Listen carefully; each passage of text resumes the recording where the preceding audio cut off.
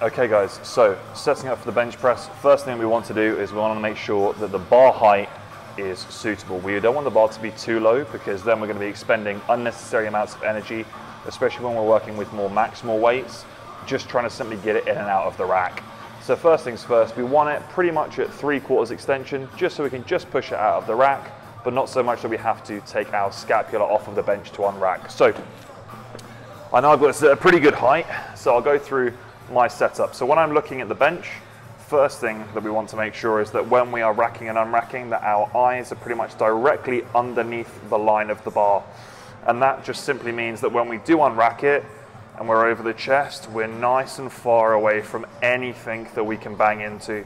Last thing we want when we're working with a maximal weight is to be put off by clanging or bumping into any objects around us. So knowing that our eyes need to be underneath the bar, I'm gonna, just like I would do with my deadlift, start from the feet and work my way up. So for this, depending upon what your personal preference is, and again on your flexibility and mobility in the ankles, I actually have my feet set a little bit further back. So I'll be further back than the bar and I'll be up on my toes.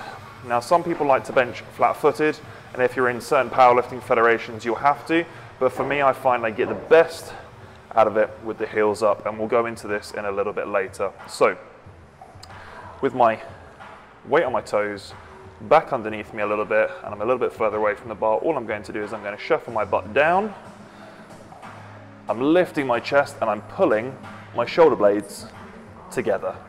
So by pulling my shoulder blades together, straight away I've opened out the chest. The most important thing here is right in that shoulder joint.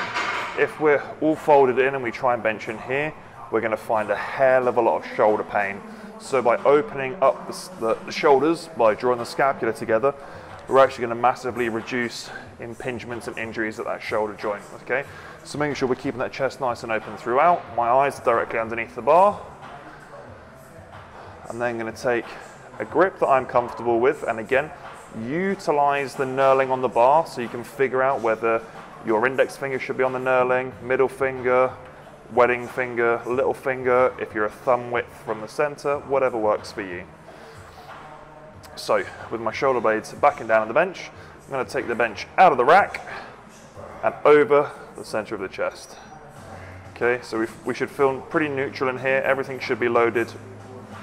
The wrists, the elbows, the shoulders should all feel relatively light. If we feel like we're having to pull over or backwards, then we know we're not quite level. So from here, all I'm doing is I'm controlling and lowering the bar down to the chest, keeping those shoulder blades nice and tight together, dropping those elbows down, and I'm bringing the bar down to the top of the solar plexus. Okay, and then from there, what I'm thinking about doing is pushing my heels down into the ground. Obviously they're too far back, so the heels won't actually be able to do it, but by doing so, what you can see happens at the hip is we go into hip extension. That's going to be a lot better to recruit some of those glute muscles to stabilize the pelvis and help with better energy transfer into the bar. So control down, keep reaching that chest to the bar, keep the shoulder blades together, push the heels to the floor, explode up, control down, reach the chest to the bar, heels to the floor, and lock it out. And just take it all the way back. And there you have a very, very simple breakdown of your standard bench press.